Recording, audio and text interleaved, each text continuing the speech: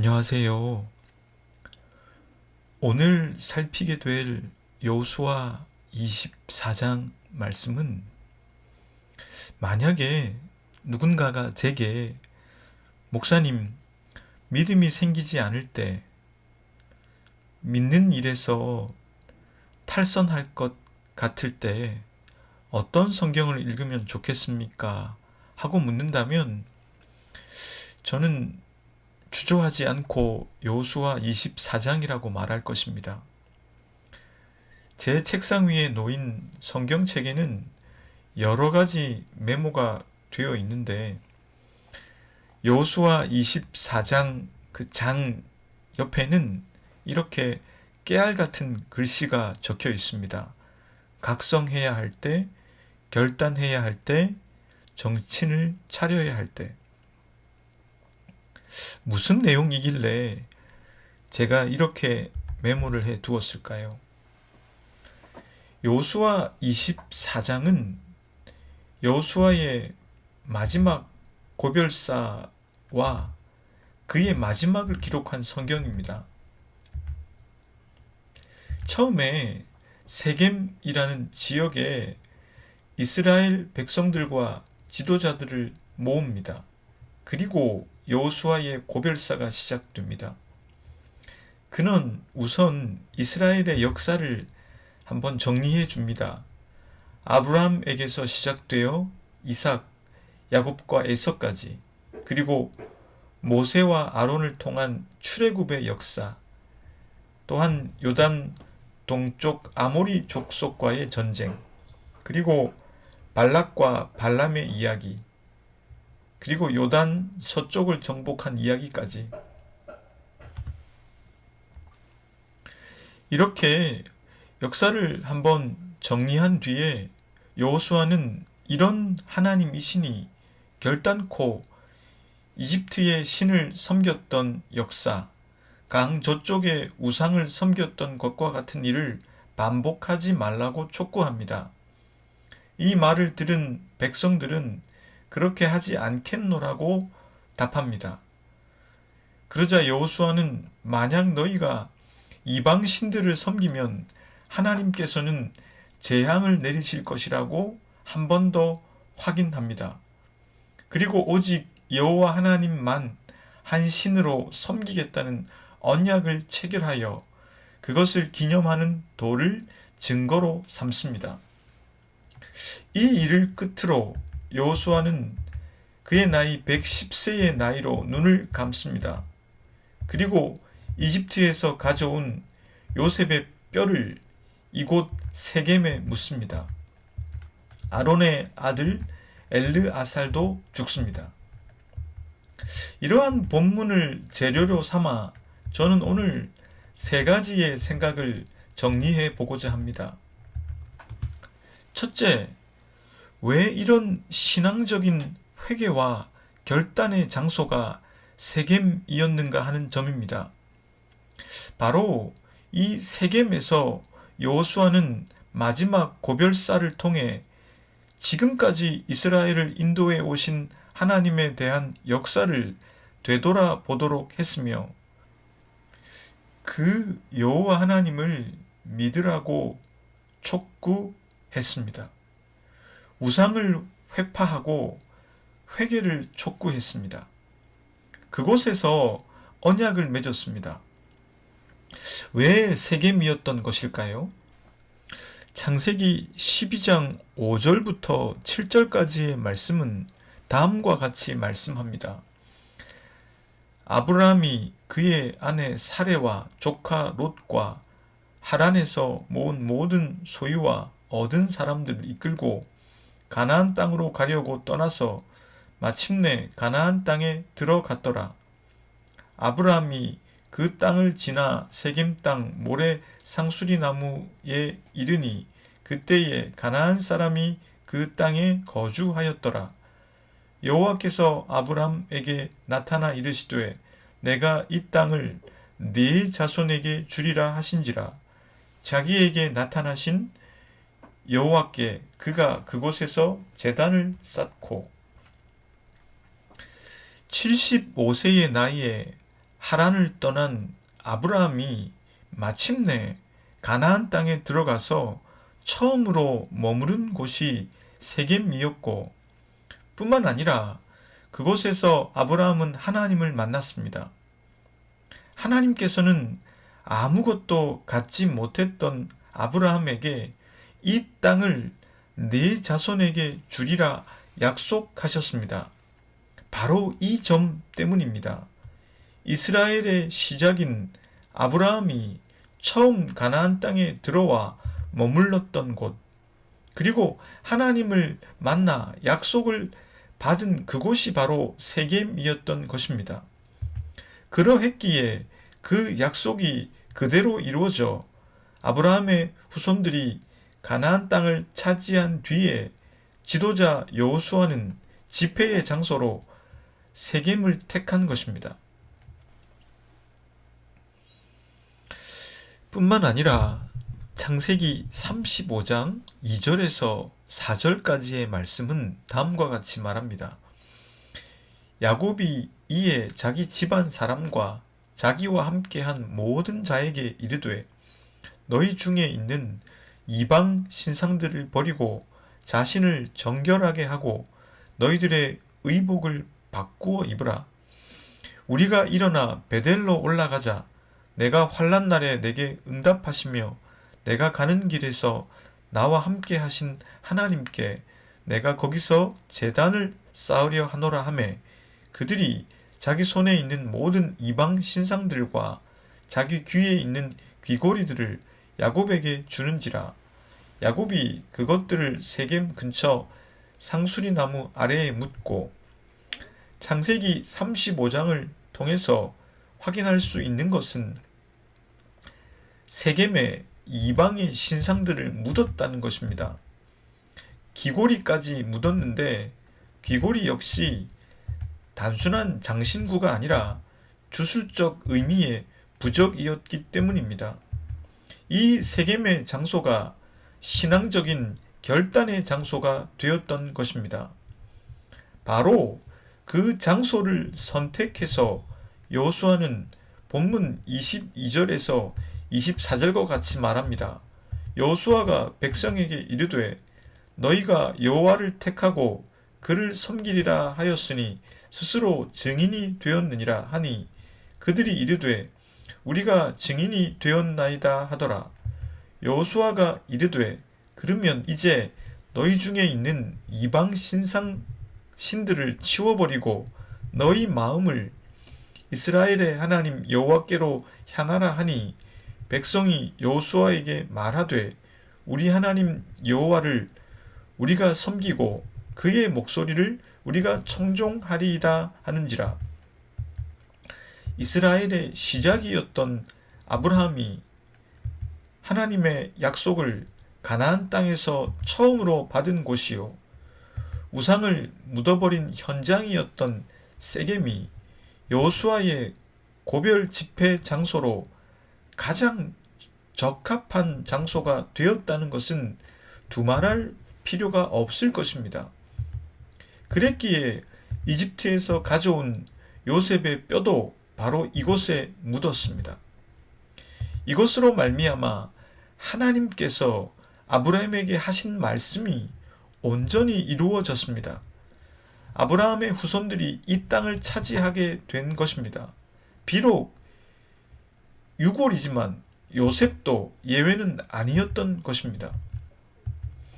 왜 세겜이었는가 하는 질문으로 말씀을 따라 살피며 세겜일 수밖에 없었다는 것을 깨닫게 되었습니다.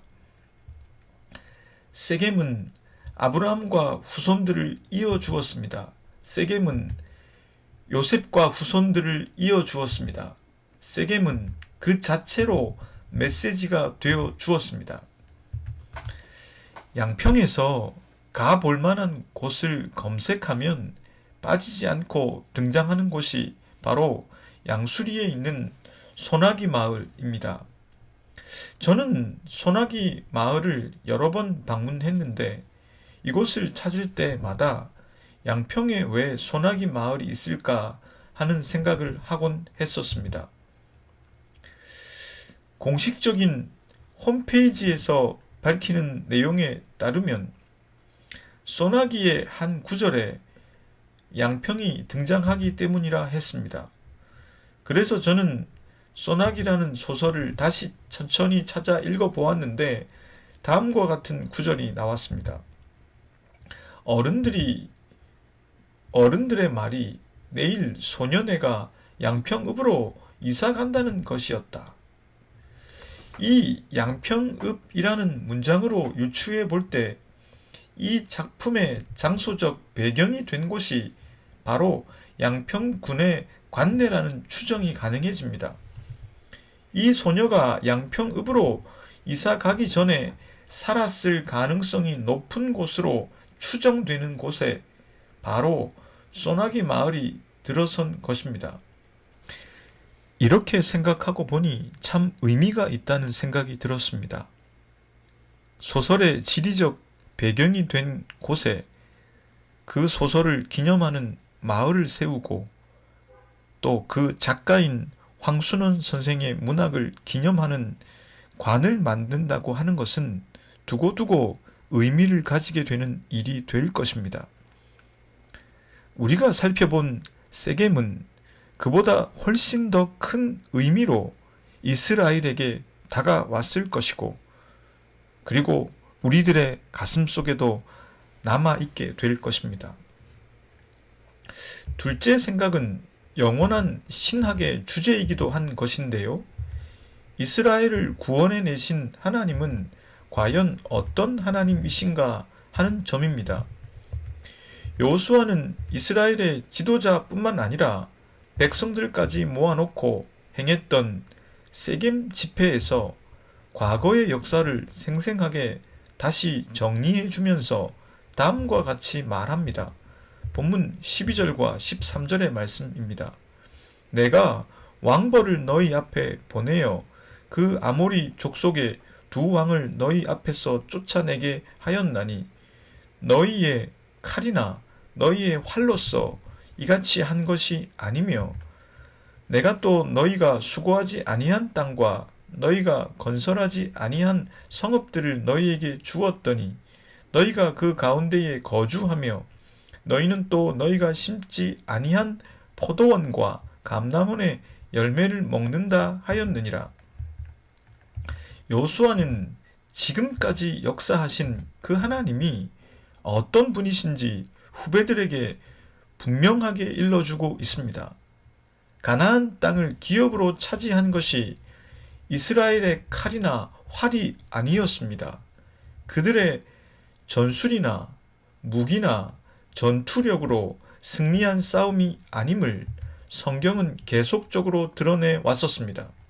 그리고 여호수아는 가나안 땅과 성읍을 얻는 것에 대해서 이스라엘이 수고하거나 건설하지 아니한 땅과 성읍을 얻게 되었고 심지 아니한 포도원에서 열매를 먹게 되었다 했습니다.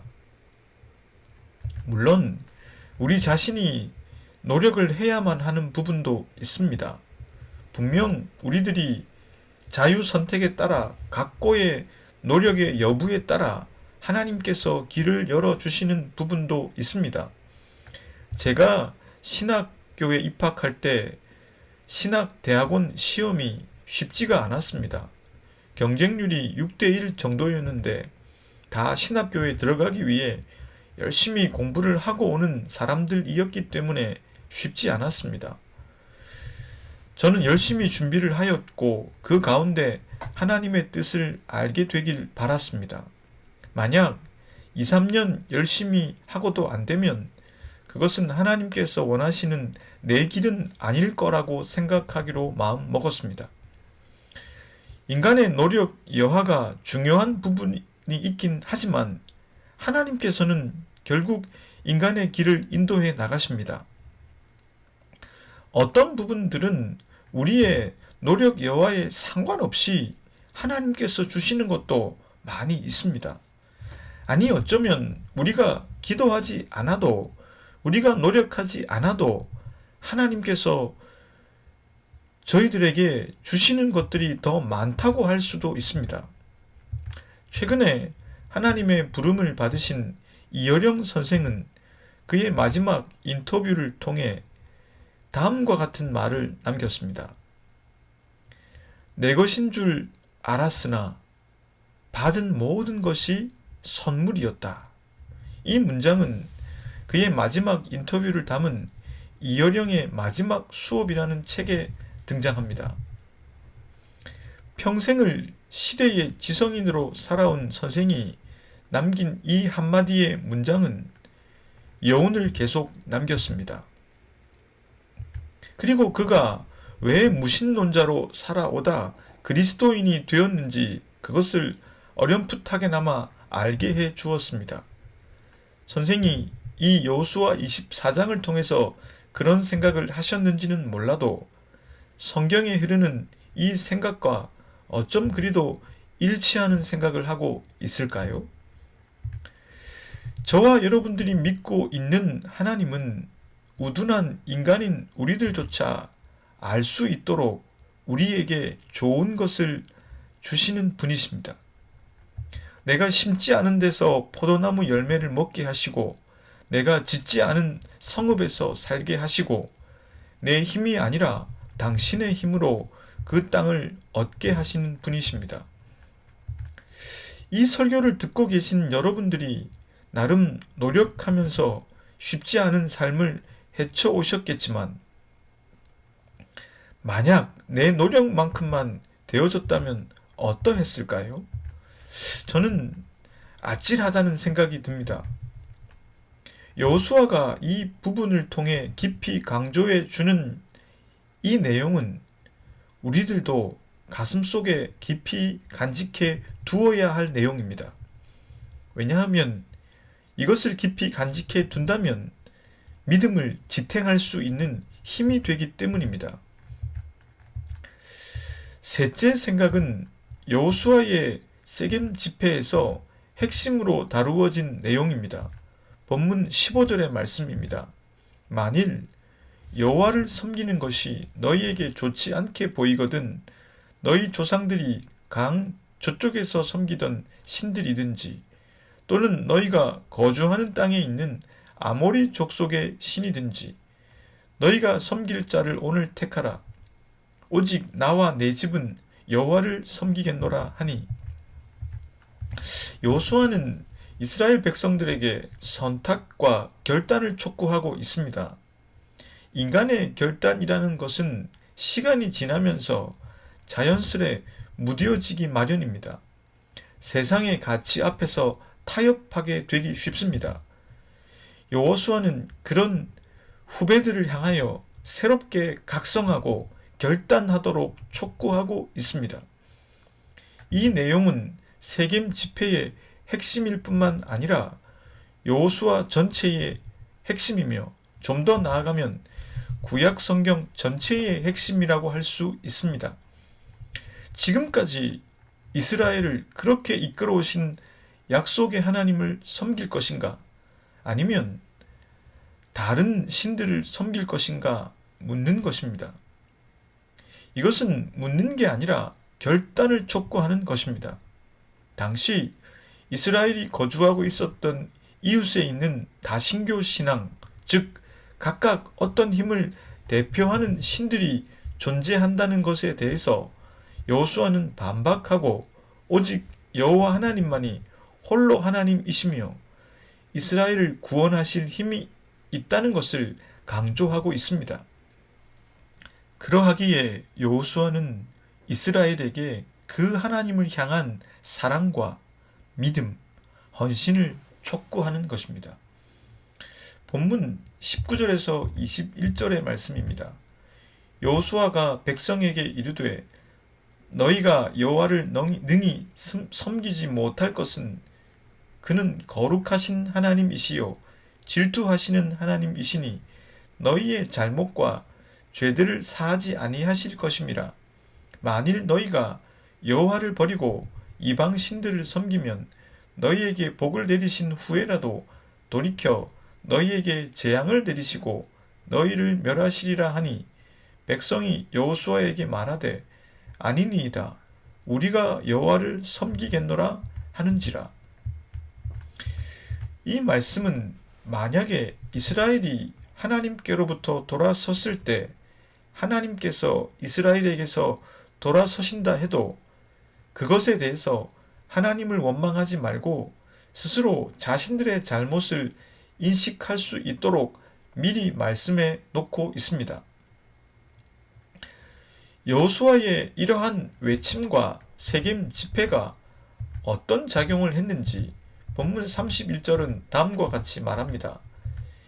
이스라엘이 여호수아가 사는 날 동안과 여호수아의 뒤에 생존한 장로들 곧 여호와께서 이스라엘을 위하여 행하신 모든 일을 아는 자들이 사는 날 동안 여호와를 섬겼더라. 여호수아가 생존해 있을 때는 물론이고 그의 이 외침들을 기억하는 사람들이 살아있는 동안까지 이스라엘이 여호와를 섬겼다는 기록은 제 가슴을 뛰게 만드는 구절이었습니다. 이 세겜 집회는 단순한 종교 행위가 아니라 진정한 의미를 공유하는 모임이요 대를 이어 하나님을 경외하도록 하는 각성과 결단의 시간이 되었던 것입니다. 그리고 한 사람이 진정으로 하나님을 믿게 되는 것이 얼마나 선한 영향력을 주는지 우리로 하여금 알게 해 주었습니다.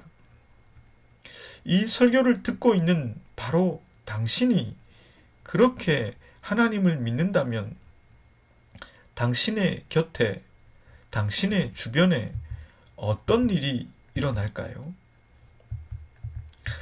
하나님과 관계를 맺고 있는 사람은 반드시 매 순간마다 하나님께 충성할 것인지 아니면 거기에 대항하는 현실에 굴복할 것인지 선택해야만 합니다. 우리들이 믿는 하나님은 질투하시는 하나님이시라는 사실을 잊지 마시길 바랍니다. 질투를 하실 정도로 우리들을 사랑하시고 우리들을 원하시는 그 하나님의 요구에 저와 여러분들이 반응할 수 있기를 바랍니다. 여호수아 24장은 신앙이 흔들릴 때, 시험이 있을 때, 회개와 각성이 필요할 때 읽으면 좋은 성경입니다. 이것을 팁으로 기억해 두시면 좋겠습니다.